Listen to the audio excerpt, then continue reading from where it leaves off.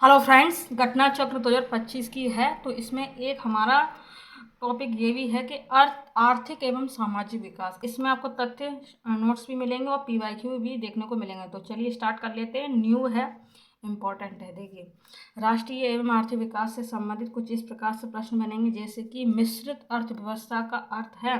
तो यहाँ पर आपका बी ऑप्शन राइट हो जाएगा, जहाँ राष्ट्रीय अर्थव्यवस्था में सार्वजनिक क्षेत्र के साथ साथ निजी क्षेत्र भी विद्यमान हो उसको हम मिश्रित अर्थव्यवस्था कह सकते हैं। ठीक है, बाकी आपके जो और ऑप्शन दिए गए हैं उनको भी देख लेते हैं। देखिए, जहाँ कृषि और उद्योग दोनों को समान महत्व दिया जाए वो क्या मिश्रित अर्थव्यवस्था है? नहीं, ऐसे नहीं हो सकता।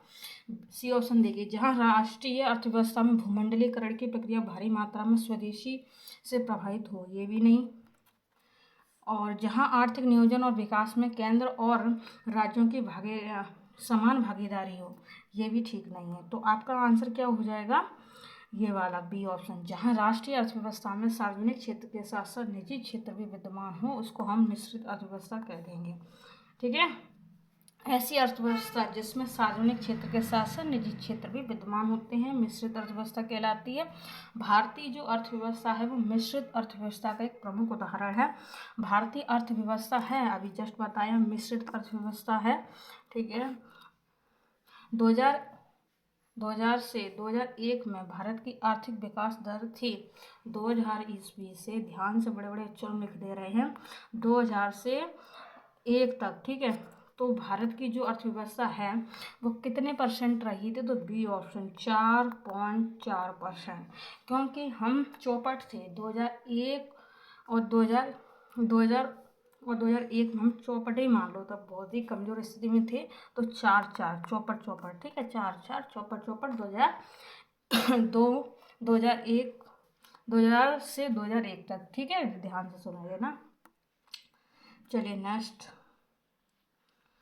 याद रखना। देखिए, वित्तीय वर्ष 2001 में भारत की आर्थिक विकास दर 4.3% रही थी, जो कि विकल्प बी से बी के सन्निकट थे। ठीक है, तो वहाँ पर 4 4 दिया है और ये नहीं दिया, लेकिन सही बताएं तो आपका ये 4.33 है। ठीक है, तो व्याख्या देखना इम्पोर्टेंट है। तो अब आपको बिल्कुल भी याद हो गया होगा कि चौपट से 3 गुना, चौपट से 3 ऐसे याद कर लो। ठीक है, 4.3 ऐसे याद करो। तो आगे और बढ़ेंगे। देखिए, फैक्ट्स देखिए। 7 जनवरी 2025 को राष्ट्रीय सांख्यिकी कार्यालय इसको बोलेंगे NSO। क्या बोलेंगे? NSO। तो NSO द्वारा जारी राष्ट्रीय आय के प्रथम अग्रिम अनुमान 2024-25 के अनुसार स्थिर 2011-12 कीमतों पर वर्ष 2024-25 फर्स्ट AE के लिए GDP वृद्धि दर कितनी है? 6.4%। तथा वर्ष 2023-24 में कितनी वृद्धि GDP वृद्धि दर कितनी थी? 8.2% दर्ज की गई थी। तो अभी 24-25 में 6.4% है। ठीक है, तो वर्ष 2010 में 11 में 2004 से 5 की कीमतों पर निम्न में से कौन सी एक भारत में प्रति व्यक्ति आय है? तो डी ऑप्शन राइट हो जाएगा आपका 35,933 रुपये।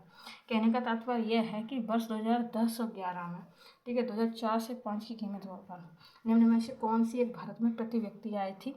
तो ये वाली थी। ठीक है, 35,993। प्रश्नकाल में डी आंसर सही था। आर्थिक सर्वेक्षण 2022-23 के अनुसार जहां वर्ष 2024-25 में स्थिर एवं चालू कीमतों पर प्रति व्यक्ति आय क्रमशः कितनी है?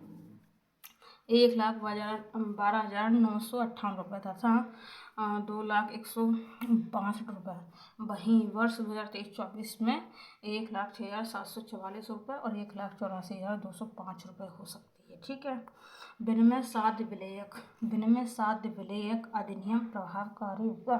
विनिमय साध्य विलेयक अधिनियम प्रभावकारी है। तो बी ऑप्शन 1882 ईस्वी में हुआ। देखिए, विनिमय साध्य विलेयक अधिनियम 1 मार्च 1882 को प्रभावी हुआ था। अगस्त 2018 में इस अधिनियम में विनिमय साध्य विलेयक संशोधन अधिनियम 2018 द्वारा संशोधन किया गया, जो 1 सितंबर 2018 से प्रभावी हुआ। तथ्य नोट्स में देखिए, अर्थव्यवस्था एक परिचय में अर्थव्यवस्था को उत्पादन प्रक्रिया के आधार पर 3 वर्गों में विभाजित किया गया है। जो अर्थव्यवस्था है, ठीक है, एक अर्थव्यवस्था है, ठीक है, और उसका उत्पादन होता है, ठीक है, उसके आधार पर हम 3 भागों में इसको डिवाइड कर लेते हैं, ठीक है। कौन कौन सी है देखिए, पहली है पूंजीवादी अर्थव्यवस्था, दूसरी है राज्य अर्थव्यवस्था, तीसरी है मिश्रित अर्थव्यवस्था, और भारत मिश्रित अर्थव्यवस्था में आता है, ठीक है। बाकी आपकी 3 हैं, कौन कौन सी, पूंजीवादी, राज्य अर्थव्यवस्था और मिश्रित अर्थव्यवस्था। आगे देखिए, एडम स्मिथ की प्रसिद्ध पुस्तक an inquiry into the nature and process of the wealth of nation. ज़्यादातर ये जो है बुक, इसका ये पूरा नाम नहीं आता, बस इतना आ जाता है, द वेल्थ ऑफ नेशन। तो आपका एडम स्मिथ हो जाएगा, लेकिन फिर भी आप आंखें फाड़ के इसको देख लीजिए, इतना पूरा नाम है इसका। बाकी इसका जो प्रकाशन है वो 1776, क्योंकि वेल्थ है, हेल्थ है, ऐसे करके याद करो, वेल्थ नेशन, ठीक है, वेल्थ ऑफ नेशन 1776 ईस्वी में, ठीक है, वेल्थ ऑफ नेशन। वैसे भी 17 ऐसे बना तो डब्लू भी ऐसे ही बनता है, तो ध्यान से रखना, थोड़ा इसको ऐसे करके जोड़ देते हैं। तो देखिए, ऐसे याद रखना है कि जो वेल्थ ऑफ नेशन है ये 1776, एक बार इसको बड़े बड़े अक्षरों में लिख देते हैं, 1776, ठीक है। तो ऐसे याद करना, कैसे भी याद करें। देखिए, मिश्रित अर्थव्यवस्था की धारणा को प्रतिपादित करने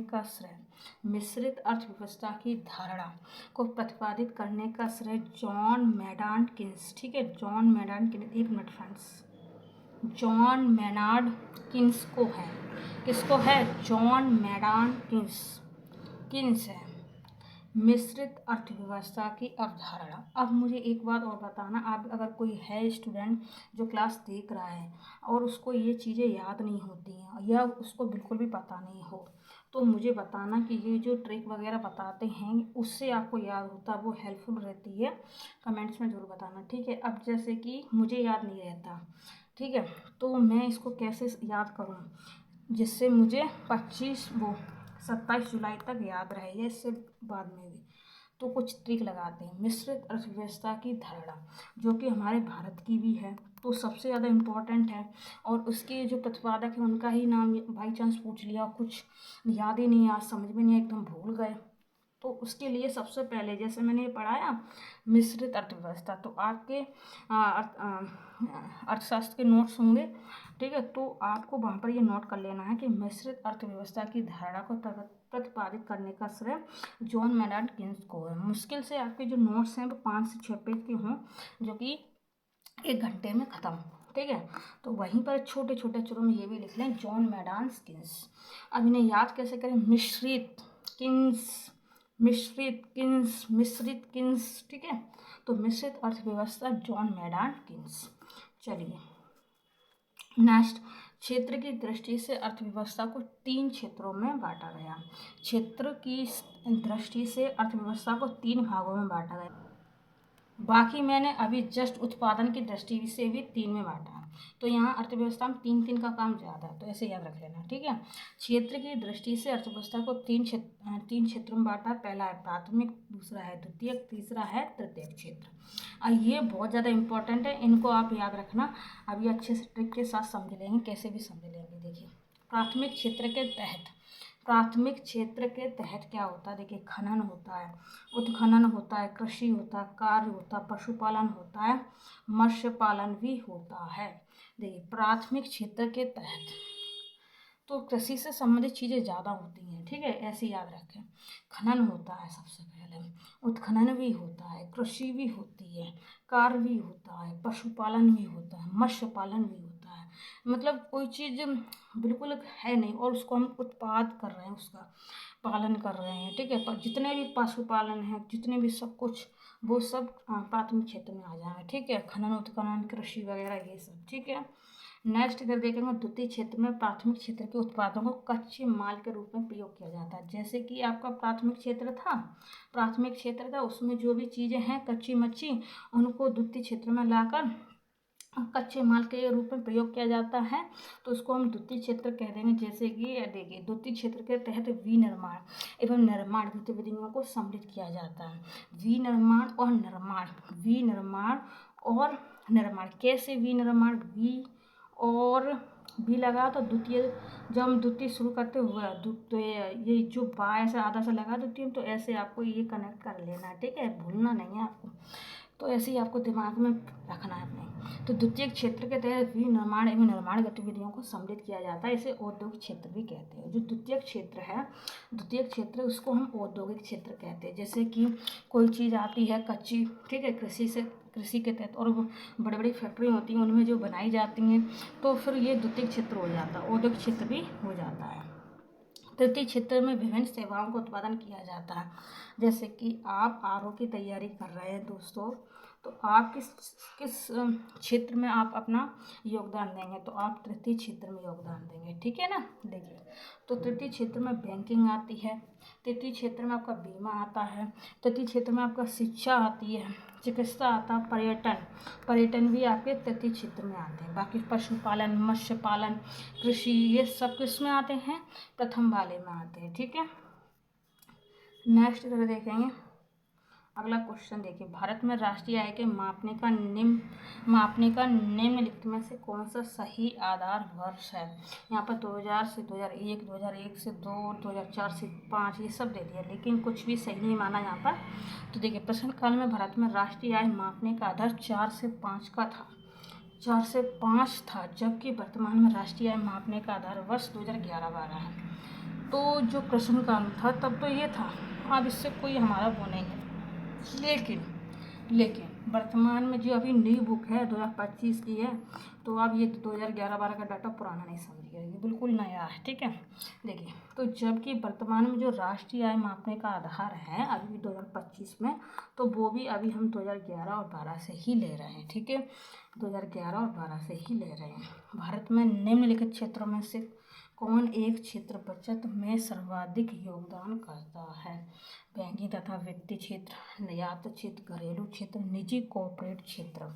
तो भारत में निम्नलिखित क्षेत्रों में से कौन एक क्षेत्र है जो बचत में सर्वाधिक योगदान करता है। तो सर्वाधिक योगदान कौन सा करता है, सी ऑप्शन, घरेलू क्षेत्र। आपका यहाँ पर राइट कौन सा हो जाएगा, घरेलू क्षेत्र बचत में सर्वाधिक योगदान करता है।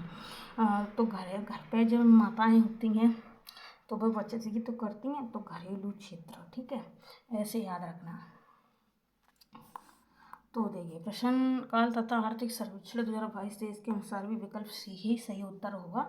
आर्थिक सर्वेक्षण 2024-25 के अनुसार 2022-23 में फर्स्ट सकल घरेलू बचत में सर्वाधिक हिस्सा घरेलू क्षेत्र का है 18.4% का, उसके बाद निजी क्षेत्र का है तथा सार्वजनिक क्षेत्र का। तो आपको जैसे कि मिलान करना, आरोही क्रम या अवरोही क्रम में प्रश्न बना देते हैं।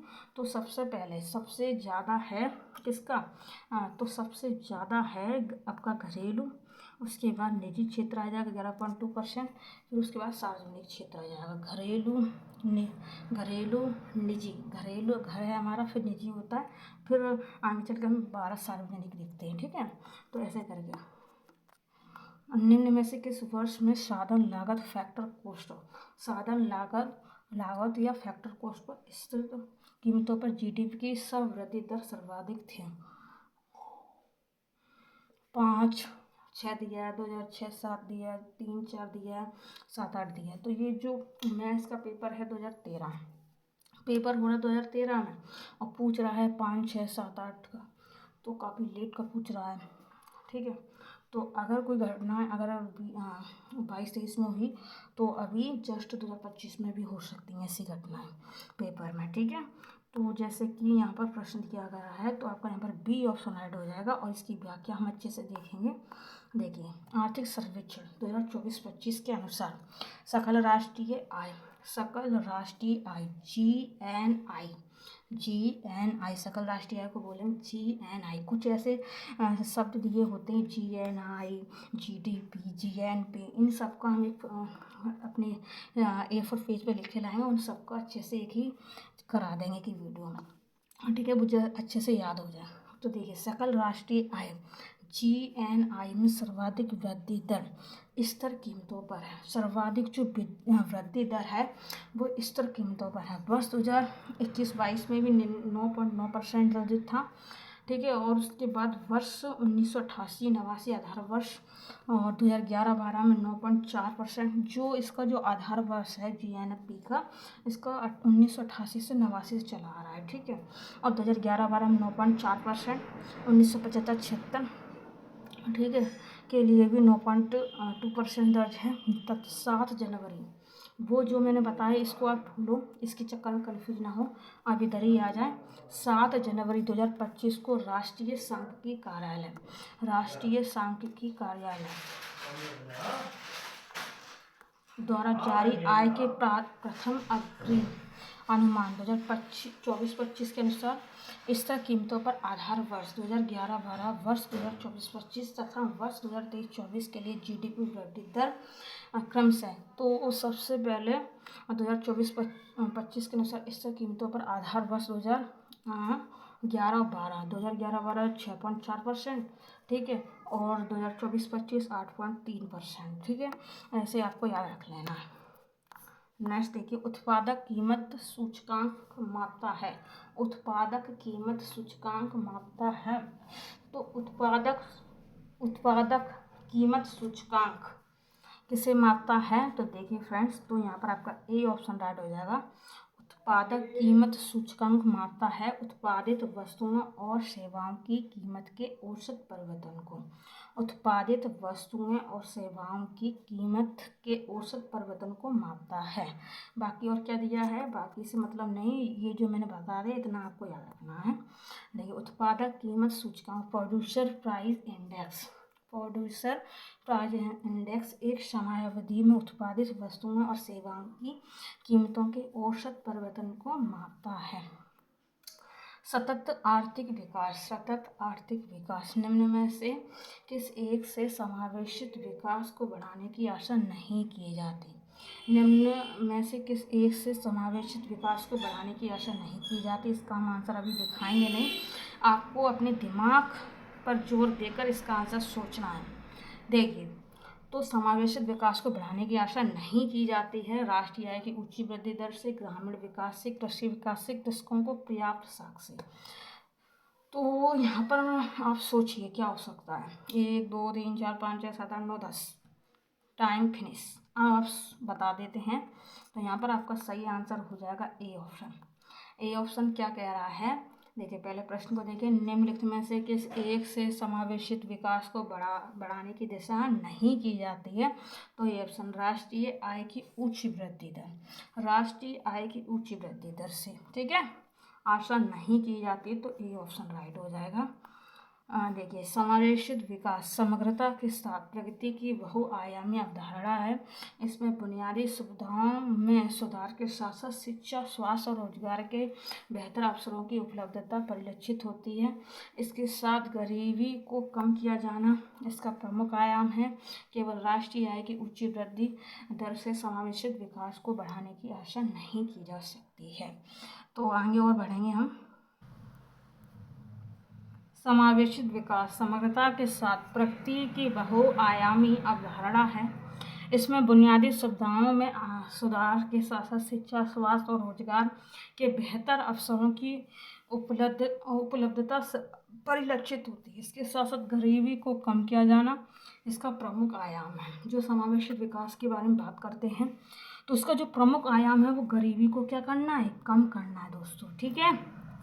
केवल राष्ट्रीय आय की उच्च वृद्धि दर से समावेशित विकास को बढ़ाने की आशा नहीं की जा सकती। की तो जा सकती है, लेकिन केवल, यहाँ पर एक शब्द लगा है केवल। तो ऐसी बातों को आप ध्यान से समझिए, वरना प्रश्न गलत हो जाएंगे। अब देखिए, हम तथ्य पे आ जाते हैं। ऐसी अर्थव्यवस्था जिसमें सार्वजनिक क्षेत्र के साथ साथ निजी क्षेत्र भी विद्यमान होते हैं मिश्रित अर्थव्यवस्था कहलाती है। भारतीय अर्थव्यवस्था मिश्रित अर्थव्यवस्था का एक प्रमुख उदाहरण है। उद्योगों की प्रधानता विकसित अर्थव्यवस्था का एक लक्षण होता है। जो उद्योगों की जो प्रधानता होती है वो एक विकसित अर्थव्यवस्था का लक्षण होता है, ठीक है। ऑपरेशन फ्लड सेकंड दुग्ध आपूर्ति से संबंधित है। जो ऑपरेशन फ्लड सेकंड है वो दुग्ध आपूर्ति, ठीक है। और फ्लड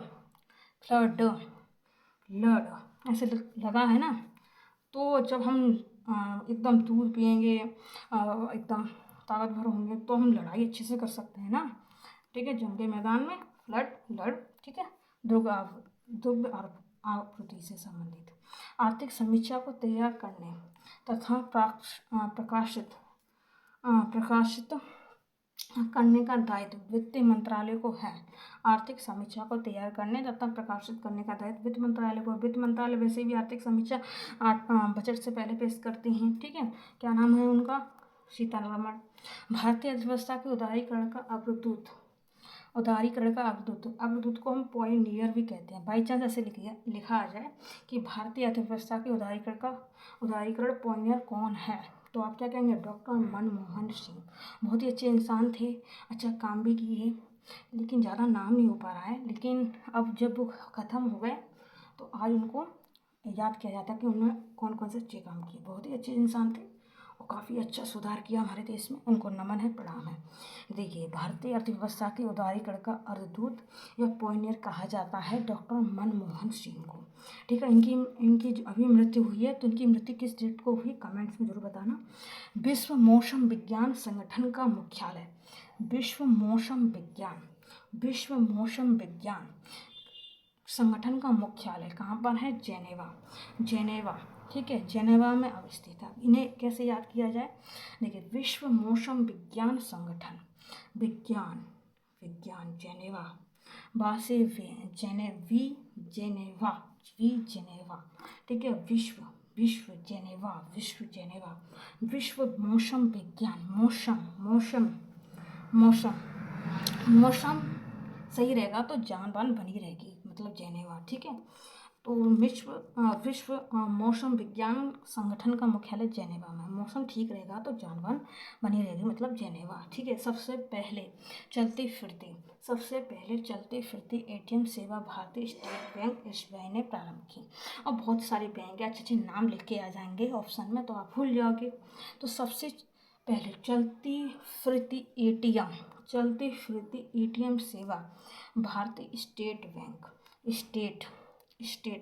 स्टैंड लेती है, मतलब अब जब बस चलेगी तो स्टैंड रोकेंगे चलाएंगे स्टैंड। ठीक है, बैक करेंगे, स्टेट बैंक। ठीक है, तो ये हो गया चलती फिरती एटीएम सेवा भारतीय स्टेट बैंक ने शुरू की। राष्ट्रीय आय एवं आर्थिक विकास। देखिए, किसी देश की आर्थिक वृद्धि की आधारभूत माप सकल घरेलू उत्पाद GDP है। किसी देश की आर्थिक वृद्धि की आधारभूत माप सकल घरेलू उत्पाद। तो जैसे कि ये जो मैंने अभी बताया था, ऐसे हम पूरा जितने भी आपके अर्थव्यवस्था अर्थशास्त्र में जितने भी हैं ऐसे फुल फॉर्म, उनको हम लेके आएंगे। तो सबसे पहले यहाँ पर आपको याद करना है कि किसी देश की आर्थिक वृद्धि, इकोनॉमिक ग्रोथ की आधारभूत माप क्या होती है? GDP होती है, सकल घरेलू उत्पाद होता है।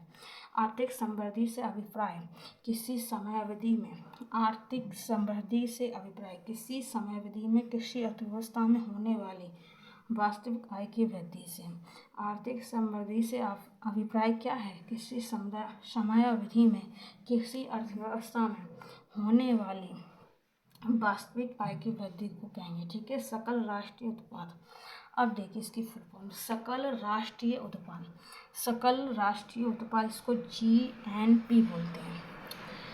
किसी देश के नागरिकों द्वारा देश के भीतर या बाहर एक वर्ष में उत्पादित सभी अंतिम वस्तुओं एवं सेवाओं का योगदान मौद्रिक मूल्य होता है। क्या होता है? मौद्रिक मूल्य होता है, जिसमें से पूंजी ह्रास को घटाने से शुद्ध राष्ट्रीय उत्पाद NNP, शुद्ध राष्ट्रीय उत्पाद को बोलेंगे NNP होता है। ठीक है, किसी देश की आर्थिक वृद्धि की सर्वाधिक उपयुक्त माप, किसी भी देश की, यहाँ पर हम एक देश की बात नहीं कर रहे हैं, किसी भी देश की आर्थिक वृद्धि की सर्वाधिक उपयुक्त माप शुद्ध राष्ट्रीय उत्पाद होता है, NNP होता है। राष्ट्रीय आय से आशय किसी अर्थव्यवस्था में एक विशेष समयावधि, साधारणतः एक वर्ष में उत्पादित समस्त अंतिम वस्तुओं और सेवा के कुल मौद्रिक मूल्य से है। ठीक है। राष्ट्रीय आय से आशय है किसी अर्थव्यवस्था में एक विशेष समयावधि साधारणतः 1 वर्ष में उत्पादित समस्त अंतिम वस्तुओं और सेवाओं के कुल मौद्रिक मूल्य से। भारतीय अर्थव्यवस्था में प्रति व्यक्ति आय में धीमी वृद्धि के 2 प्रमुख कारण हैं। भारतीय अर्थव्यवस्था में प्रति व्यक्ति आय में धीमी वृद्धि के 2 प्रमुख कारण हैं: उच्च पूंजी उत्पादन अनुपात कैपिटल आउटपुट रेशियो तथा जनसंख्या वृद्धि की दर।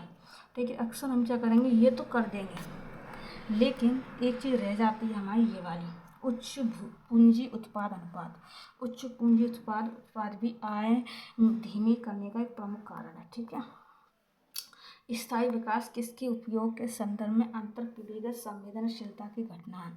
स्थायी विकास किसके उपयोग के संदर्भ में अंतर पीढ़ीगत संवेदनशीलता की घटना है। तो यहाँ पर आपके कौन सा राइट हो जाएगा, ए ऑप्शन राइट हो जाएगा, प्राकृतिक संसाधनों के। ठीक है। स्थायी विकास से तात्पर्य भावी पीढ़ियों की